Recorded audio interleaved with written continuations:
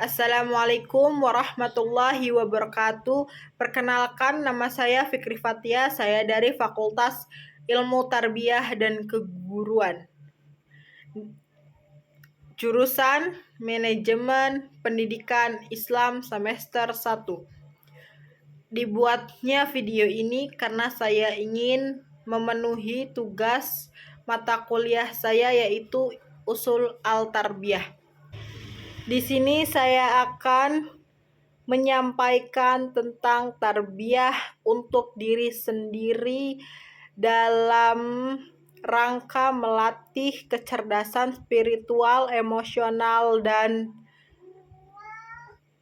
intelektual.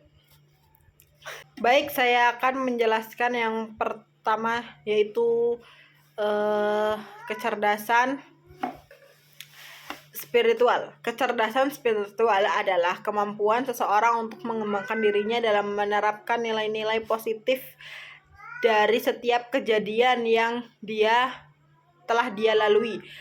Biasanya orang yang mempunyai kecerdasan spiritual itu biasanya dia yang bersikap fleksibel, yang artinya dia mampu atau bisa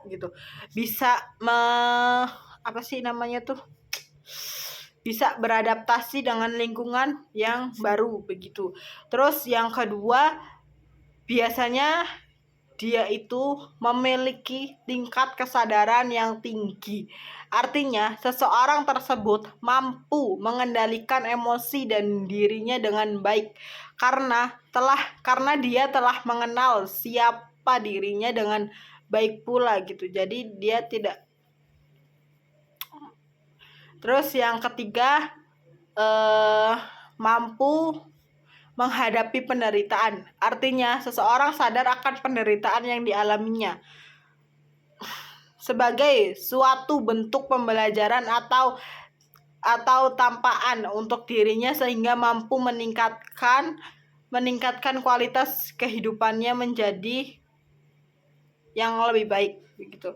Lalu yang keempat itu dia mampu menghadapi rasa takut, yakni dia itu bisa menghadapi rasa takut dan bisa mengendalikan rasa takut yang ada dalam dirinya itu sendiri begitu. Atau maksudnya itu lebih ke dia tuh sadar dengan kesabaran dan keberaniannya begitulah ya.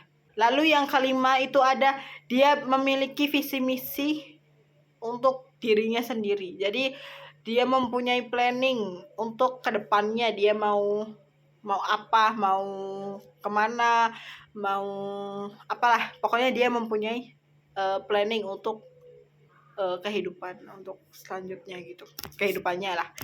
Terus yang keenam itu dia bisa berpikir secara selektif sehingga mengakibatkan seseorang yang enggan menyebabkan kerugian yang tidak perlu dan menghasilkan langkah yang efektif begitu. Lalu juga biasanya orang yang mempunyai kecerdasan spiritual itu biasanya dia cenderung melihat ketertarikan sebagai hal ini yang berguna dalam menghasilkan sebuah keputusan yang diambil agar dapat menghasilkan kebaikan dan menghasilkan keberhasilan gitu.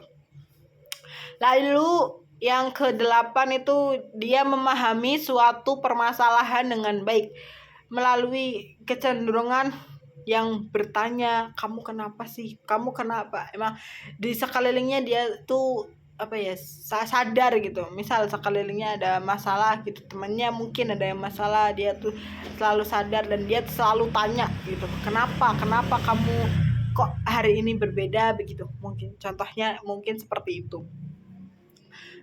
Lalu selanjutnya saya akan menjelaskan tentang kesadaran emosional, yang dimana kesadaran emosional ini kita itu bagaimana cara kita untuk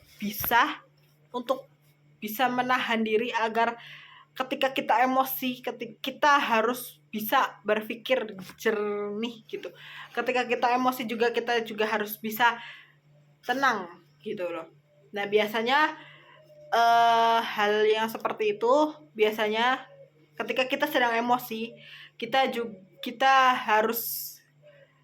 sebenarnya kita harus bisa mengendalikan diri ya, dan merefleksi diri apa, dan kita juga tidak boleh tidak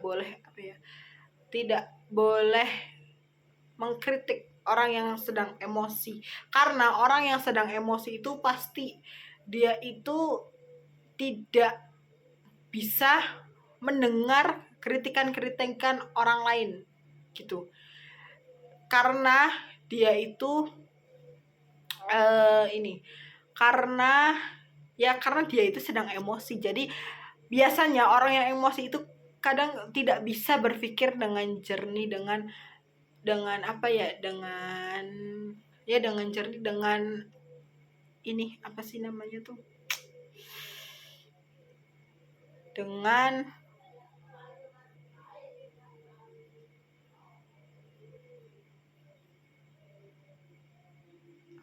udahlah begitulah pokoknya ya. Biasanya orang yang mempunyai kecerdasan intelektual itu dia memiliki imajinasi serta kreativitas yang tinggi. Karena imajinasi seringkali begitu tinggi dan bermakna luas, bahkan tak terbatas. Imajinasi biasanya muncul karena adanya pengalaman pribadi yang tumbuh menjadi angan-angan tentang sesuatu yang luas, tentang masa depan. Bagi seseorang dengan kecerdasan intelektual yang tinggi, tentu biasanya imajinasi yang tinggi dan kecenderungan mudah berkreatif dan menciptakan sesuatu yang tidak terpikirkan oleh banyak orang. Lalu yang kedua, biasanya memiliki rasa keingintahuan yang tinggi, karena orang yang mempunyai yang mempunyai kecerdasan intelektual ini biasanya mereka itu memiliki rasa yang keingintahuan yang tinggi, yaitu kepo banget orangnya mah gitu. Kalau itu mah selanjutnya itu mereka itu biasanya berani mengajukan pendapat terhadap suatu kejadian. Jadi mereka itu akan percaya gitu jika apa yang mereka sampaikan, sampaikan itu benar gitu. Makanya mereka itu kenapa bisa berani gitulah. Mungkin segitu saja materi yang bisa saya sampaikan. Selebihnya mohon maaf jika ada salah kata. Wassalamualaikum warahmatullahi wabarakatuh.